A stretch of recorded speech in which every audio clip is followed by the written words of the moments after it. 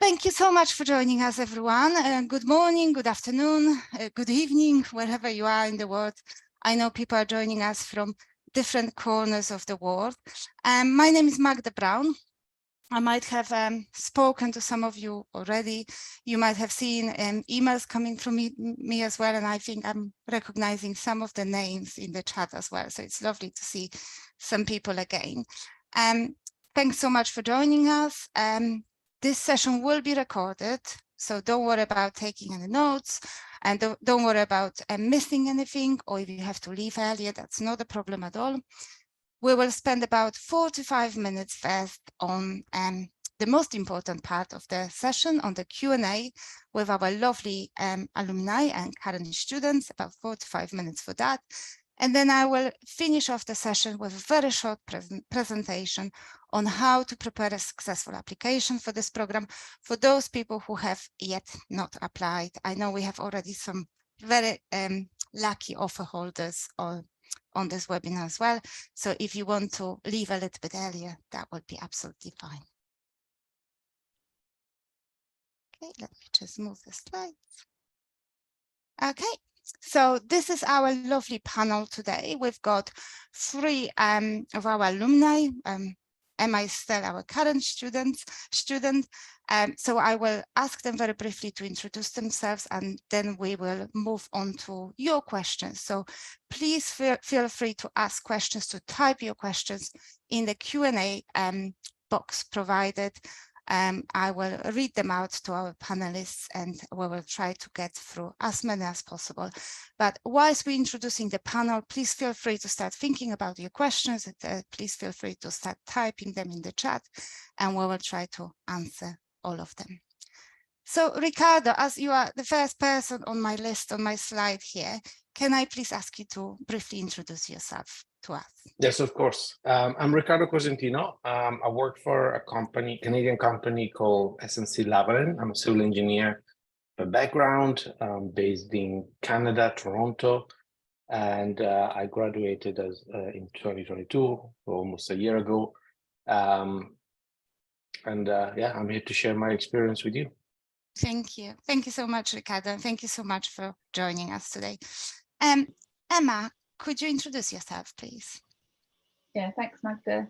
Hello, everybody. I'm Emma McDade. I live in the UK. I am a current student, as Magda has already said. So I'm 7 weeks off handling in my dissertation. This is just a facade of normality, but there's a lot going on. The feet are paddling underneath at the moment.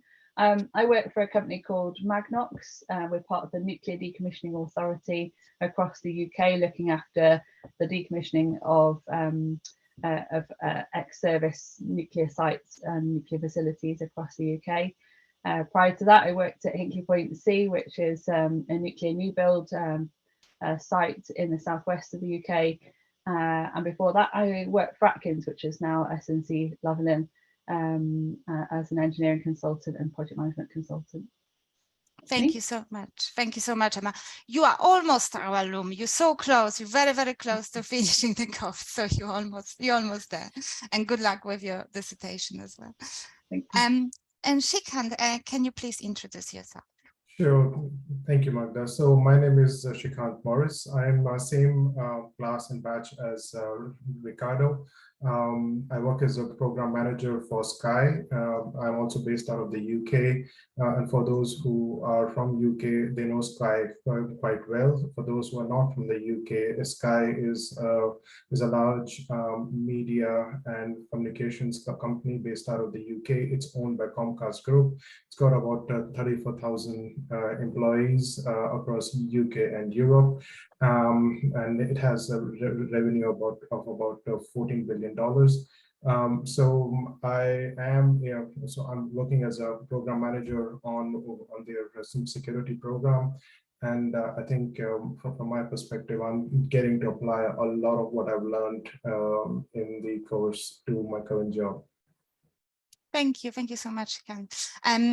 I just wanted to say to everyone who's joined us, please feel free to type questions in the chat box. I have some questions prepared as well, but this is your time and this is your chance to ask any questions you might have about the program, or being at Oxford, attending the modules. This is your chance to hear it directly from our students.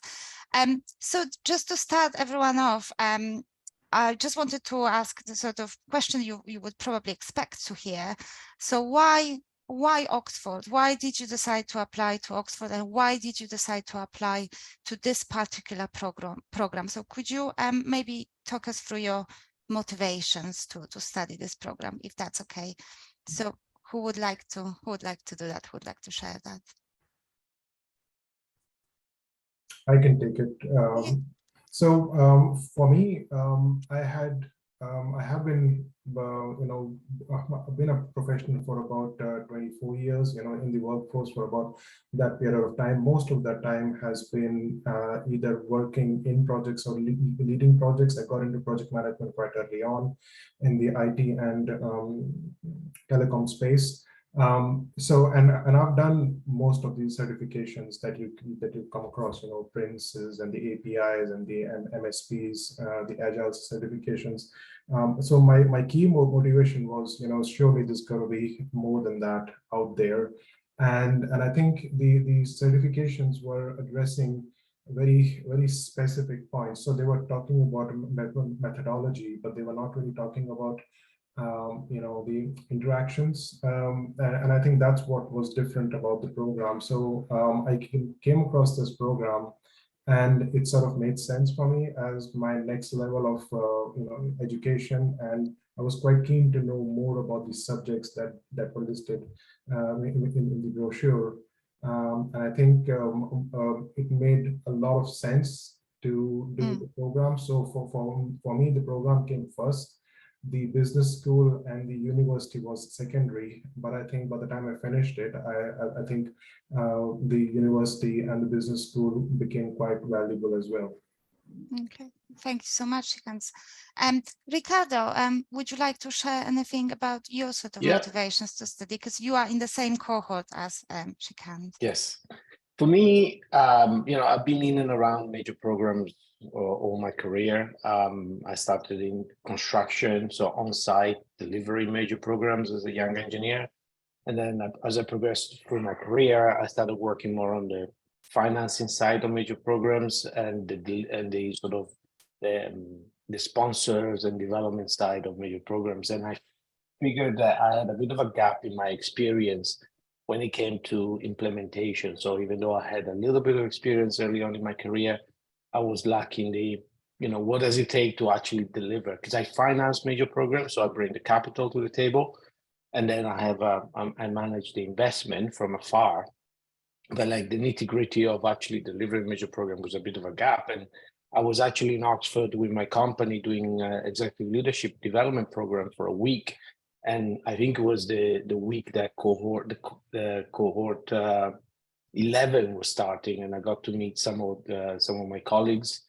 And I picked up the brochure, looked into it, and turned out to be one of the best experiences of my life. Thank you so much, Ricardo. And last but not least, Emma. Yeah, thanks. Yeah, a lot of reasons really as to why choose the course.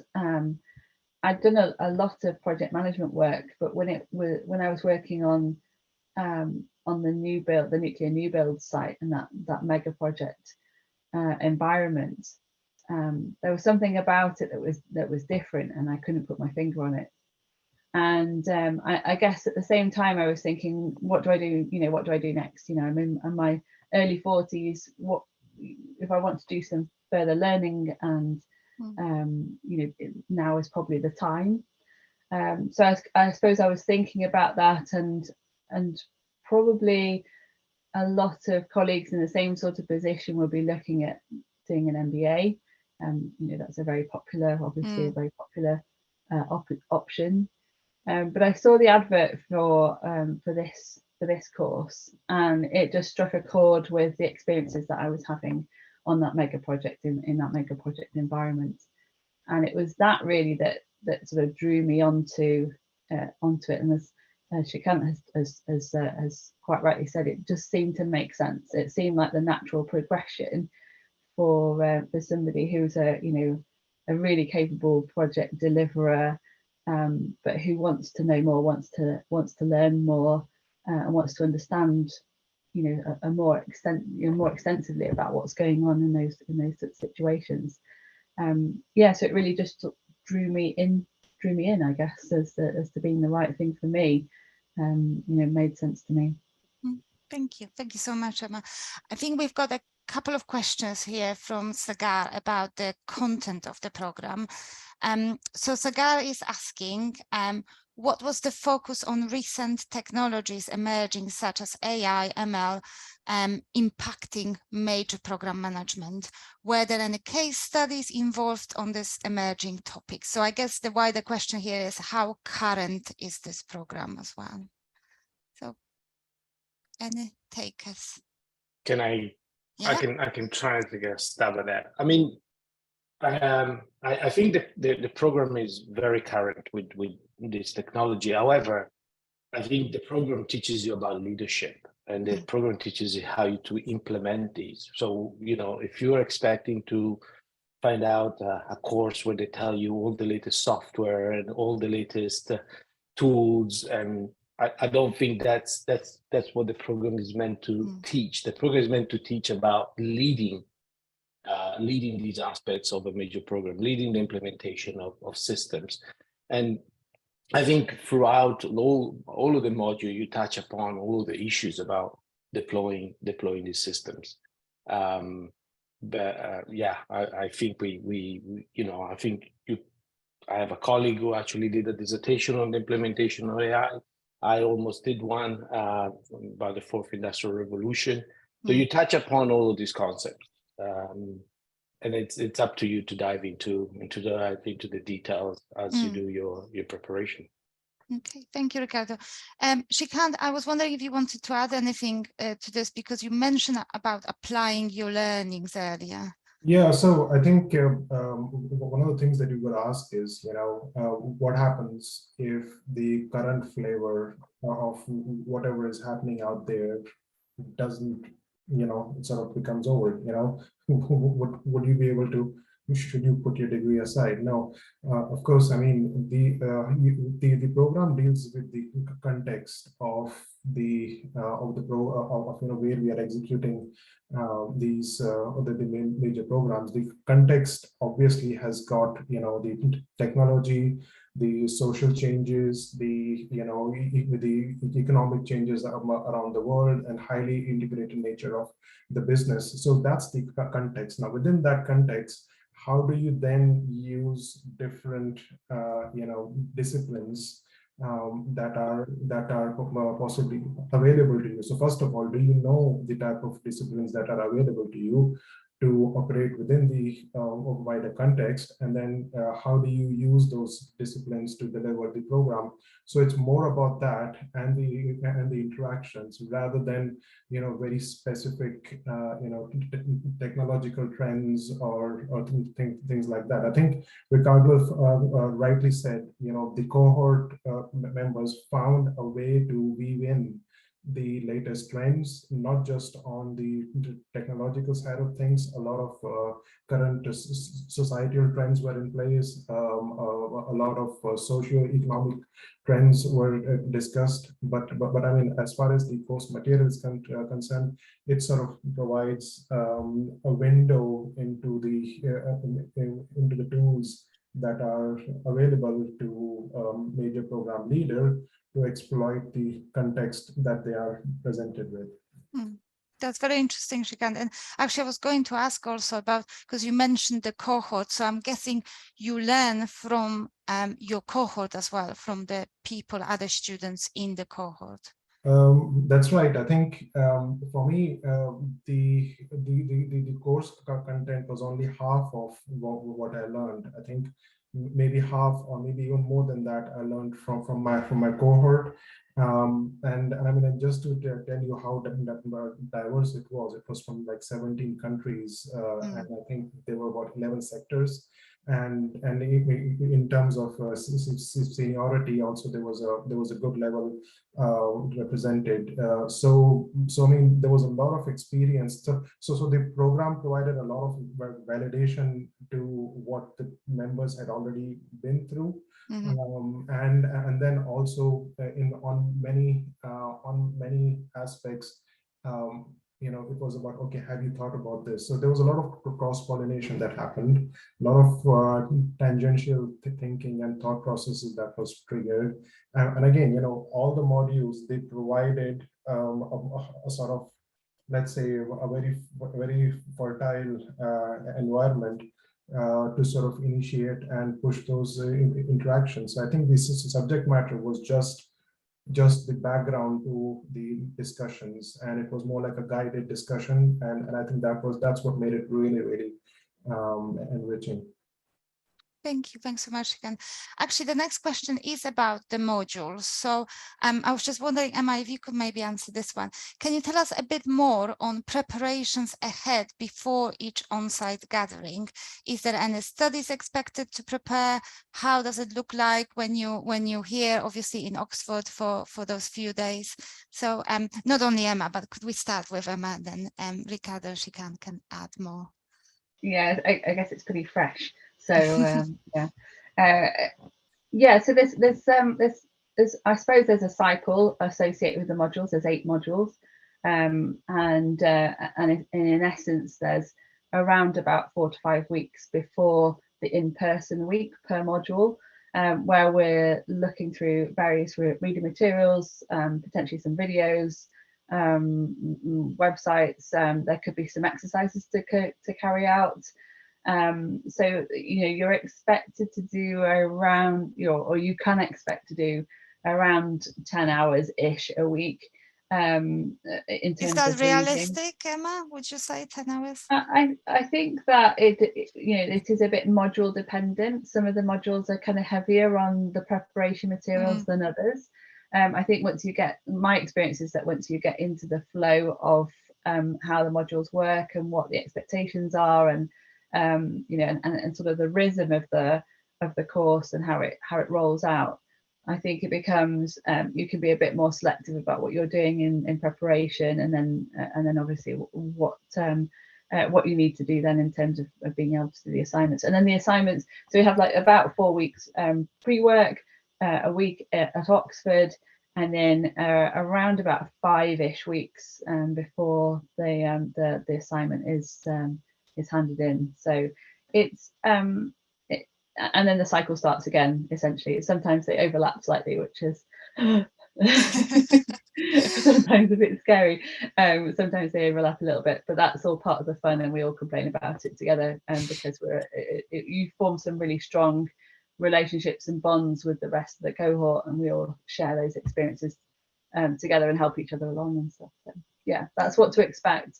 But I would say that it's a fairly, it's a fairly nice steady cycle, so you can plan your life a bit. The reading, the preparation weeks, you can kind of move. You're a bit more flexible probably when you're getting in towards the end of your assignment handing in. That last 2 or 3 weeks, you're probably fairly intense. Probably not going to do an awful lot in life, so you can plan fairly well once you've got into the rhythm of it. Thank you. Thanks so much, Emma. Ricardo, Shrikant, anything else you would like to add? I can go. I mean, in terms of preparation, it's really, I mean, the way I describe it is you get out what you put in, right? I think you can prepare as much or as little as you want. It really depends what you're trying to get out of the course. And could either of you maybe comment a little, because the question was also about when you're actually here in Oxford, so what happens during that module week? Could you maybe comment a little bit more on that? I can go. Oh, go on, sorry. Go on. Oh, Emma, you're actually the most fresh. Yeah, you remember, Emma. It feels like so long ago. Yeah, so I mean, our in-person weeks, ours are a little bit different because through our year, and I would imagine Ricardo and Shrikant's year as well, we've still felt the effects slightly of the COVID years, and so there was some changes to how we were being taught and sort of the hours and the like. But on the whole, we probably generally are rocking up the Sunday or the early Monday. We're in the teaching environment in Side Business School. It's pretty intensive in terms of lectures, different exercises, different interactions, working sessions. We've usually got some sort of little project that's going on through the week as well. So there's sometimes some homework to do in the evenings, that kind of thing. But of course, it being Oxford, there's sort of it's sprinkled with a little bit of fairy dust. There's always a college dinner, so we all get to have a really lovely evening spent together. There's usually some other kind of drinks, canapes type evening. There's plenty of social things are being organised by the cohort itself. So it's a fairly intensive and busy week. You can have, as Ricardo says, you get out of it what you put in. If you immerse yourself into the experience, then it can be a really beneficial, wonderful experience. Thank you. Thanks so much, Emma. There is a question here actually on assignments. So can you share a little bit more about the topics or the type of assignments that you had to prepare after each module, and obviously a little bit more about your dissertation as well, if you don't mind. Shrikant, would you like to go first? Sure. I think in terms of assignments, it usually is quite related to what has been discussed during the class. So it always follows a flow. And I think Emma talked about the preparation that happens going into the module. So I think the most important thing that you can do is try to get through as much pre-reading material before you actually get to the module itself, because what we found was that if we didn't do that, then you were constantly trying to catch up, because the discussions wouldn't be as strong and wouldn't really give you the sort of benefit that you needed. And again, you sort of felt that you were constantly trying to catch up during the module. So it's quite important to put in the pre-work, and the pre-work for every module was slightly different. So you have to pay attention to the pre-work. And sometimes there were interactions before you got into the module itself. So they were online interactions which you had to put in your thoughts. And I think that was true for us. So for me, the best modules were the ones where as you know, as Ricardo said, just throw yourself into it, go through every paper. Again, after a little bit of time, you get to understand how much time to spend on each paper. You'd find during the first few white papers that you go through, you're sort of reading through everything. But as you develop that skill, then you're not really spending that much time on each paper. So you're able to get through a lot more the papers and retain that, and then get to the module itself. And then in the module, really being engaged at every level, not just in the class with all the interactions and everything. And that then sets you up for the assignments itself. Once you're able to do that, then you felt a lot at ease during the assignments itself. Again, having a plan, you listen to what your what the instructions are. So every assignment, last day of the module, a large part of it is dedicated to walking people through what's expected in the assignment. So they basically tell you everything that you need to do during the assignment, what's the best approach to the assignment. There were on some of the modules, there were like evening sessions as well to sort of discuss a little bit more about the assignment. So they really try to provide you as much information as you might need to do your assignment. What I wouldn't recommend is asking the previous cohort for their assignment and taking a look at that, simply because it's not doing justice to what you would gain if you just did the assignment by yourself. I mean, you can refer things within your own cohort, but I wouldn't recommend looking at somebody else's assignment, because it's just, you know, it won't be fair to you as well if you're sort of putting in all that effort. And it's just following the instructions that you know, that you've been provided for the assignment. That usually works. I mean, in terms of shortcuts, tips and tricks, you can come back to us. I can give you a few, but I won't be sharing my No. I think assignments. Shrikant, what you're saying, it's like it's continuous learning, isn't it? It's not just about submitting. You're not doing your undergraduate degree again. Exactly. No, and also people who sort of miss the part of the module, or didn't quite engage quite well in the pre-module, they found it really difficult for the assignment. Okay. Thank you so much again. Ricardo, I've got a follow-up question here actually on assignments as well, probably dissertation too. How much of the assignment is chosen by the course, by the faculty, and how much is chosen by the student, and how relatable it is to your day job? So can you actually use it in practice? So the assignment is obviously I mean, the topic is selected by the course, the module. So obviously it's always about applying what you learned in the module, applying the frameworks that you learned. However, it's basically most of the assignments are based on, you know, apply these frameworks to an experience, a major project experience, or an experience that you had in your career, right? So it's I would say it's 50-50, where the topic is obviously dictated by the module that you study, but how you apply the topic to what you apply the topic is completely up to you. And I personally found it very interesting, because I was able to look at experiences in my career through a completely different lens, you know, apply these frameworks that were unknown to me at the time that I actually experienced a particular situation, and then rationalize and bring to bear what I've learned retrospectively to a personal experience, a professional experience. Brilliant. Thank you. Thank you so much, Ricardo. Emma, I don't know if you want to, I know you are currently working on your dissertation, so I don't know if you want to add anything about, you know, choosing your topic, how obviously relatable it is to what you're doing at the moment.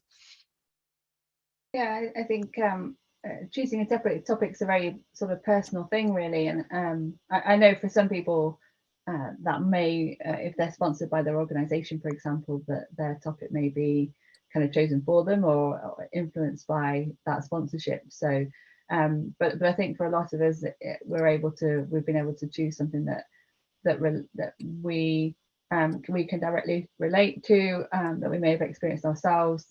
I think it's a really great opportunity to immerse yourself in into a subject, or into a specific area of major projects, major programs, and really enjoy the opportunity to really kind of delve into that and learn more about it, and then bring in the experiences of others as well to challenge your own views. You know, so I think a lot of us, although we're sort of we are in the throes of dissertation stress and madness, we are, you know, we're also enjoying the process, because we are sort of really finding, you know, we feel that we're really contributing actually to the knowledge bank of the major projects industry. So you know, you can really do things that you feel are contributing and are valuable to our ongoing understanding and learning in the field, and that's a really enjoyable thing. I noticed that one of the questions was about what you can do going on from that, and going on from the MSc. Obviously, it is a part-time 2-year MSc, so it's a master's degree, but there is a DPhil, isn't there? I think afterwards as well, that you could, if a few select few that feel that they want to continue their learning experience, there is opportunity to continue that learning and get into even more detail in our really fascinating field. I think it's awesome. Brilliant. Thank you so much, Emma. And thank you for answering the next question at the same time. Oh, sorry. No, that's very useful. Thank you so much. Actually, you mentioned earlier about your employer and how obviously your employer might ask you to do a specific topic. And there was a question here about the support from the employer, and support understood in many different ways. Obviously, sometimes it might be financial support, but you also might need time off, study leave and things like that. So I was just wondering if any of you could comment on that. How do you have that conversation with your employer? Because you have to be upfront about, you know, the time when you can't work, when you have to be in Oxford, but also I imagine the benefits of the program for the organization. Yeah, I can quickly answer, because I can only answer from my personal experience, and you know, everybody is very different and in a very different position. You know, I've been fortunate to be awarded a scholarship as well, but my organisation is also part sponsoring the remainder as well. So I feel very lucky, but my organisation is very supportive of my continued learning, and I know that's not the same for everybody. So I think it is really important to have that conversation.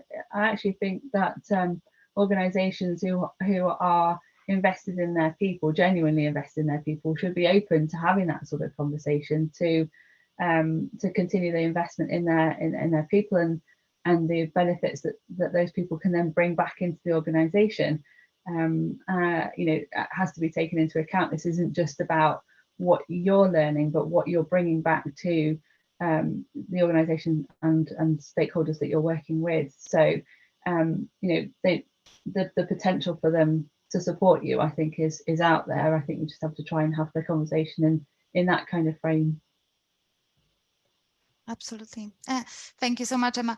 Shrikant, you were nodding along there. I was just wondering if you wanted to add anything. Yeah, sure. I think you have to be upfront with your organization, you know, about this sort of commitment it's needed. I think if with people from here in the UK, it's not, you know, there are different challenges, but people who are coming from different countries, so they were basically traveling for every module. So you can sort of imagine the sort of organizational commitment that's needed. So some of them were sponsored by the company, some of them were sponsoring themselves. And again, there is different levels of organizational support that you can get depending on which organization you work for and how convincing you are. But the minimum thing is that you are not going to be, you know, at work for every time there is a module. So at least for that module week, you're not going to be at work. Now from there, it might go to the next level in terms of, do you use your holidays for that, or is your company going to give you additional, you know, time to go into education? That's literally your basic first level, as in you don't use up your own holidays for coming and doing you know, MSc at Oxford. The next level up from there is, can you get additional time off for your assignments or for your dissertation? The next level up from there is, you know, can your organization can actually give you some loan and give you some, you know, tax benefit. They can restructure your salary package so that you get tax benefit. You're not sort of paying tax on top of what you're spending money in terms of education. That's the next level. The next level from there is then, can they actually pay you some money towards the sponsorship? Next level from there is, can they pay you everything and, you know, sponsor your degree, or can they just cover your travel expenses? So there are different levels of conversations that you can have with your employers, but I think it starts with being upfront that you're doing this.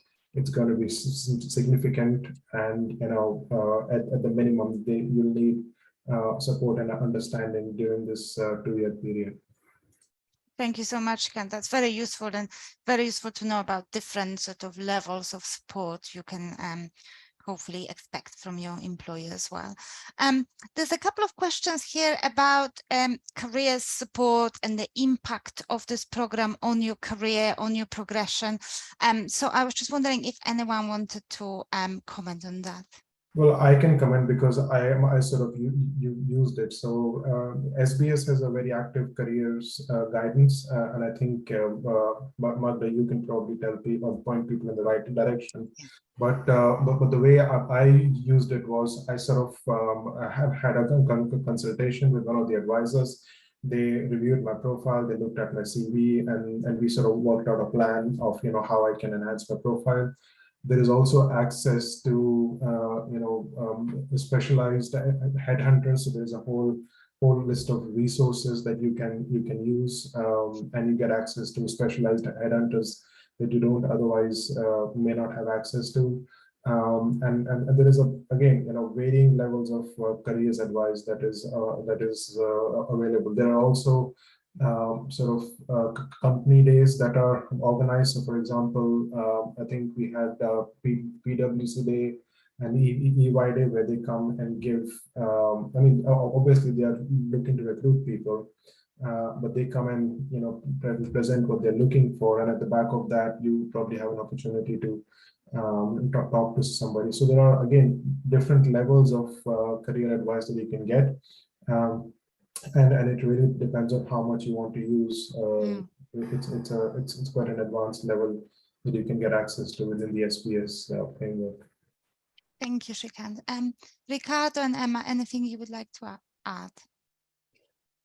Maybe I wasn't really looking for a career change, employer change, but I still use the resources. I updated my resume, updated my LinkedIn profile, lots of resources available to just kickstart your career progression, even if you're not planning to change employer. So there's lots of resources available, very professional, very accessible.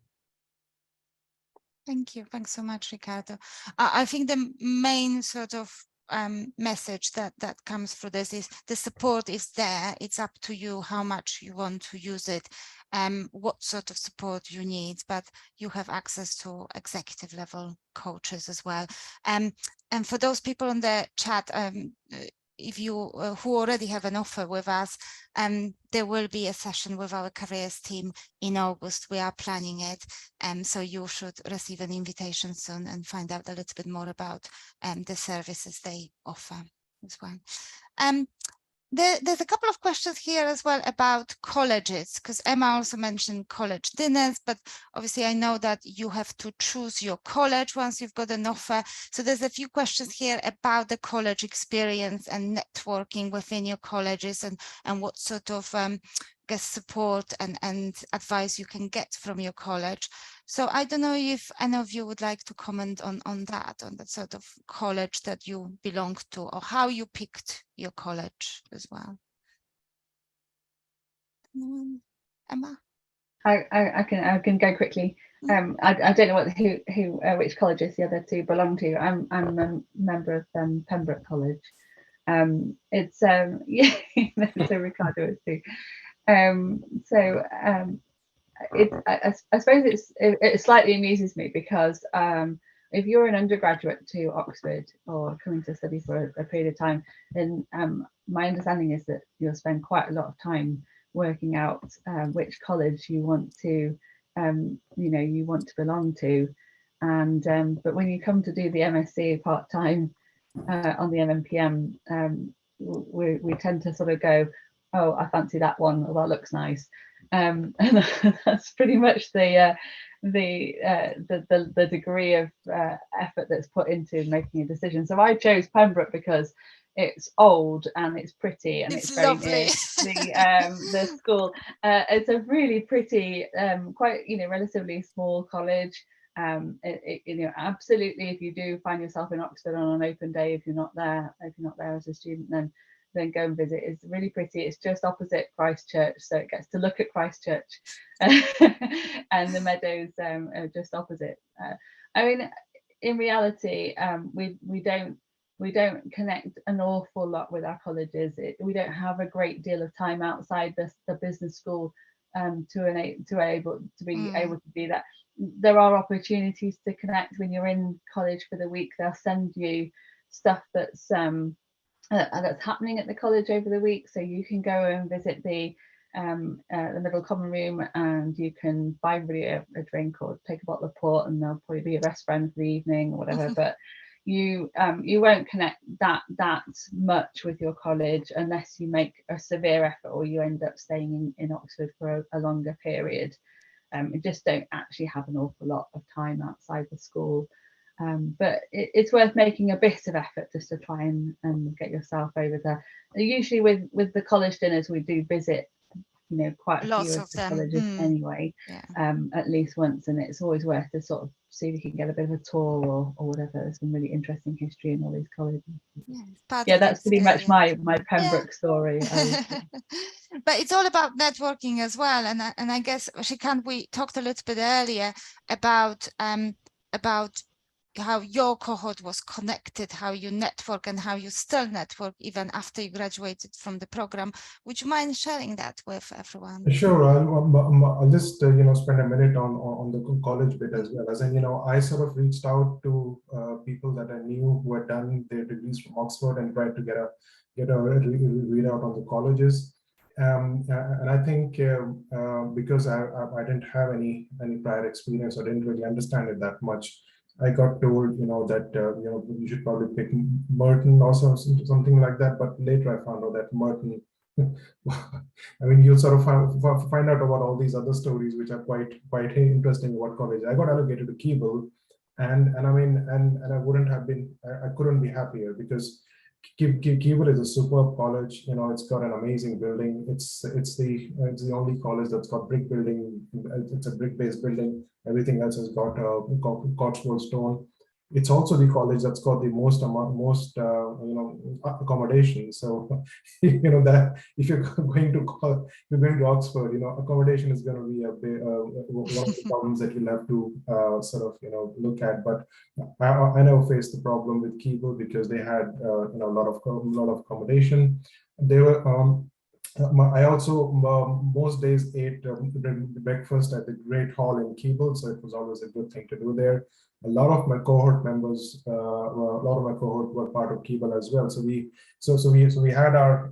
did sort of congregate around Keble to do activities. So Keble sort of formed a bit of a focus point for the people who were part of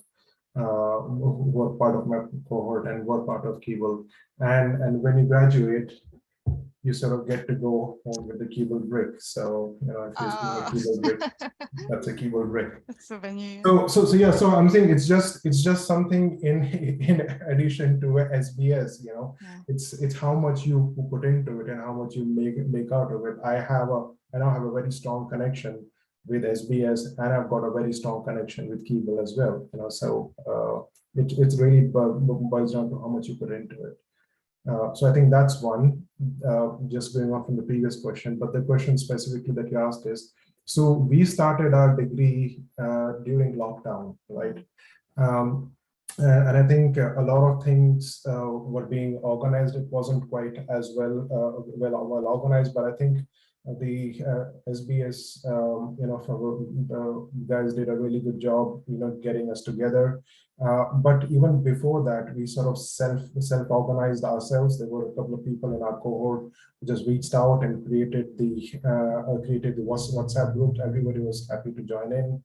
And then, several weeks before our first module, we ourselves started having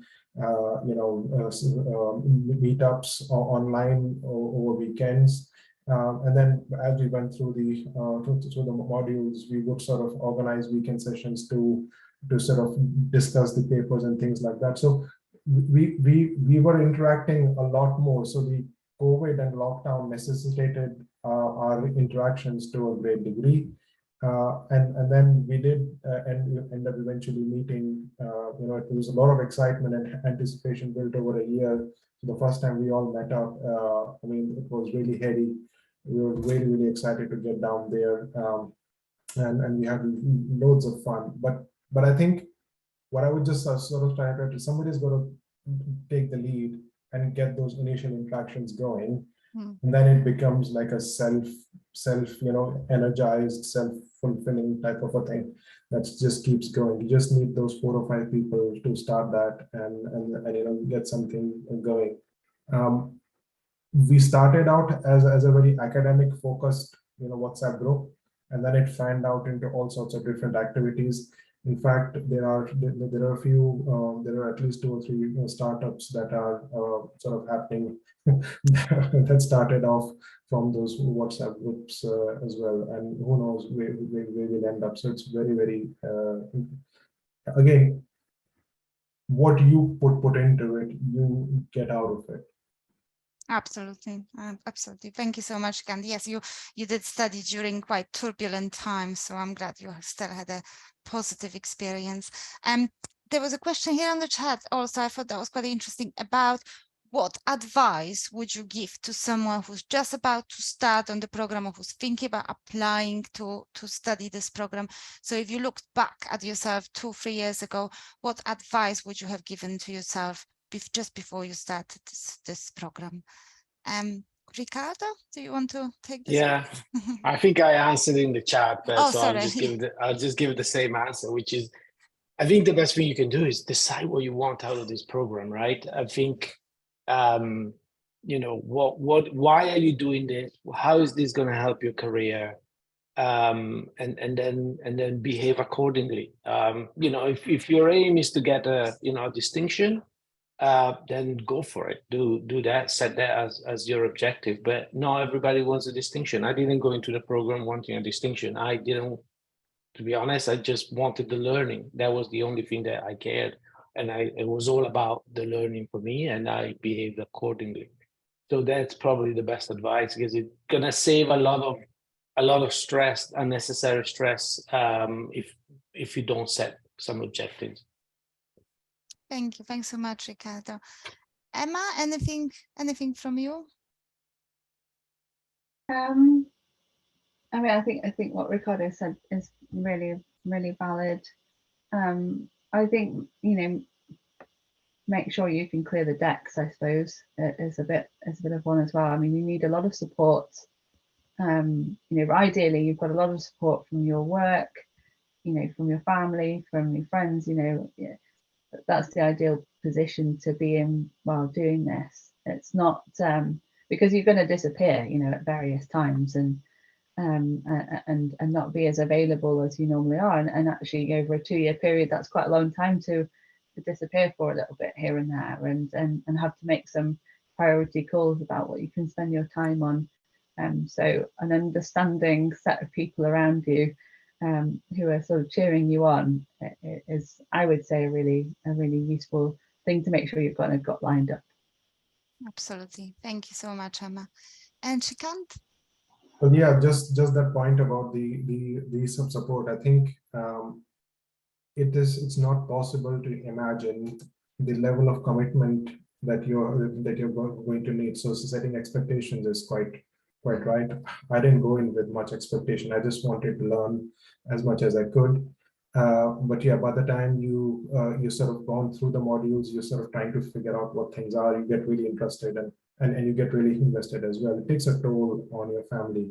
And I think you have to have, again, try and have these conversations openly. Try to be pragmatic about it.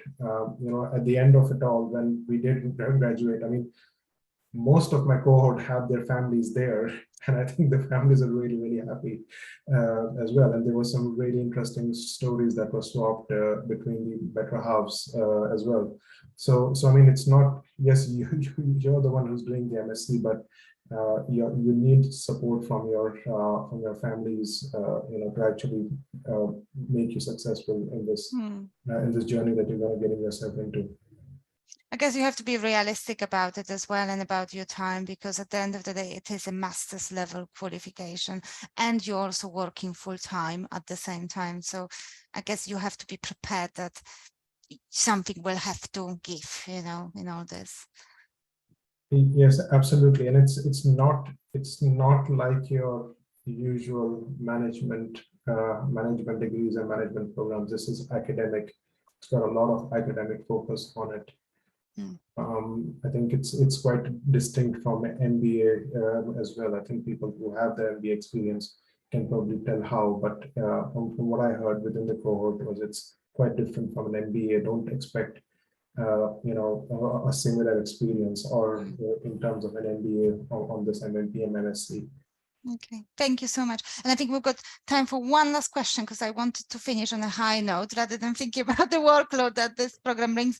So what's the most enjoyable experience that you remember from, or you would like to share from your time on this program? So I will go to Emma first, because you still remember, because you're still on the program. So what was your most enjoyable experience, Emma? I know Ricardo's answered the question about it, but the debate was a highlight, definitely. As part of one of the modules, we got to go and debate in the actual Oxford Union, and I think it was in November or something, so we had to wrap up warm. It was pretty chilly in there, but actually the whole voting with your feet thing, and it was a real theatre. There was a lot of drama. But it was a lot of fun, and it was a good experience all around. But that was a real highlight, I think, for everybody. This meeting at the Oxford Union on a cold November morning was cracking. Thank you. Sounds amazing. Thanks so much, Emma. Ricardo? I'm going to try not to spoil it, but the meta drama leadership through the area of the fifth eyes, I think it was the highlight for me. And I won't say more than that because I don't want to spoil it. All right, no spoilers there. Well, see, you have to join the program to find out. Thank you. Thanks so much, Ricardo. And Shrikant? Yeah, this is probably the most difficult question for me, because there were several guys and not all of them were academic. So I think something that was significant for me was there was in the performance management module we did an assessment, and I think it was one of the most respected assessments that you can take, and each of us got our own profile in terms of strengths, weaknesses, and things like that, and then we sort of got put into a room with other cohort members, and we had a coach, as in a professional coach, who then worked through those profiles and helped us understand each of those things. And it was remarkable how accurate they were. And it was also an experience where we got to know our cohort quite intimately, because that profile, that assessment doesn't lie. Some of it was quite surprising for the people who were in the cohort in the room with me. But the positive thing about that was I found somebody else's profile that was complementary to mine. So and I actually approached them and said, "Would you like to be my mentor?" And they agreed, and they were really, really happy, because they also saw the value in associating with somebody whose profile was complementary, because my strengths were their weaknesses and their strengths were my weaknesses. So that was really, really positive for me. Brilliant. Thank you so much. Yeah. Can I just quickly add, because I think I've not met Shrikant and Ricardo before, but I know that if we got in a room, then we would end up like having a really lengthy conversation about everything we've been up to and everything we've been doing and what our views are on everything. The MMPM network and the alumni, whenever we get together, we're all from all around the world. We do all sorts of different jobs and all sorts of different industries, but we have this common ground and this common sort of this thing that we have in common with each other, and it makes for a fantastic connection, a really deep connection. And just a few weeks ago, I was back in Oxford to do some studying, to go in the Bodleian Library, to go in the Ratcliffe Library, to have that, to actually have that experience of really, really studying, deeply studying. And there's a few of us that were from my cohort were around as well. And when you just connect to each other, get together, the conversations are really deep and meaningful and continuous and strong. There's like nothing I've experienced before, I have to say. So that in itself is a highlight. Amazing. Thank you so much for sharing, Emma. Thank you. I'm very sorry, but we won't have time for any more questions, but I just wanted to say a huge thank you to our panel, and thank you so much for sharing your experiences, answering questions, finding the time to sit here with us for an hour. I do really appreciate it. You are free to go now. You don't have to stay for the last sort of 5 minutes. And for those people who are still thinking about applying for the program, who have not got offers, I've got just a couple of slides at the end to share about the application. If you are already an offer holder, you're welcome to stay and listen to this again, but at the same time, you are free to go. So thank you so much, Emma, Shikant, and Ricardo. Thank you so much for joining us. Thank you. Good luck, everyone. Thank you. Thank you. Good luck, everyone. And I will just quickly share my slides. So I can talk about the class profile as well. So this is a typical class profile on this program. This is what you would see in the current cohort. So we usually have between 50 to 60 students in the cohort. So it's quite a nice size. It's not big. You, like our panelists said, you get to meet everyone quite intimately as well. You get to speak to everyone. We're very proud that in this current cohort, we have 34% women. And we're obviously working very hard to increase this to at least 50-50. And it is always a very diverse cohort. So we not only have over 30 nationalities in this current cohort, but also very often people have worked in many different countries. So they come with international experience from different countries, multiple locations, and they share that in the classroom. Similarly, multiple sectors, so 24 different sectors. And as you would typically see, yes, of course, we've got energy, we've got construction, but also we've got, you know, people from the finance sector, from tech, from non-profit organizations as well, from hospitality and defense sector. So it's a very nicely diverse cohort coming with different experiences. And average age is 41 in this current cohort. You will be pleased to know that you don't have to take any additional tests for this program, so there's no GMAT or GRE required. You can still apply, and you apply online. What you need for your application is academic transcripts for every degree that you have completed, so full list of your marks, your updated CV. If English is not your first language, you can ask for an English waiver. So if you are, for example, working in English, or an English-speaking environment, you can just write a short paragraph explaining how often you use English and in what sort of capacity, and we can hopefully waive that English language requirement. Or if you have recently studied in English, you will be able to, and we will be able to waive that as well. The main part of your application are 3 essay questions. They will probably take you the longest. So the first essay question is 2,000 words long, and it will ask you to describe 2 major programs or projects that you are interested in. The second question will be about the qualities and skills of a good project manager. And the last question, 500 words, is about you. So what can you bring to the cohort? What's unique about you? You will also have to nominate 2 professional referees, or 1 professional, 1 academic referee, who can provide references for you. And as I think I mentioned earlier, this program requires, it's for obviously professionals, experienced professionals. It does require the minimum of 7 years of relevant work experience. So your next steps, if you are still planning on applying for the September 2023 cohort, the final application deadline is on the 24th of July. What you can do in the meantime, you can prepare, you can obviously download our brochure from the website to familiarize yourself with the program a little bit more. But we would also welcome a CV from you. So if you want me to assess your suitability for the program, my email address is there. You can also submit the CV through the website. I would be very happy to assess whether you're ready for this program now or whether you need to wait a couple of years. Similarly, I'm very happy to have a chat with you online.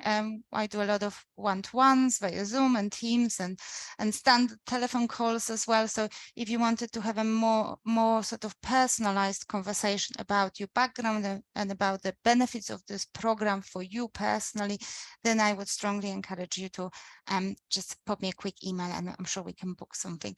And obviously the most important step there is to start your application online. You can start it, you don't have to finish it in one go. You can just have a look at all the questions and then decide whether you want to apply. Okay, so obviously, thank you for joining us. I'm just going to have a quick look at the questions just to make sure that we haven't missed anything important. David is asking about the information about the DBA. Joe, would you be able to pop in the link in the chat to the doctoral studies website pages for David?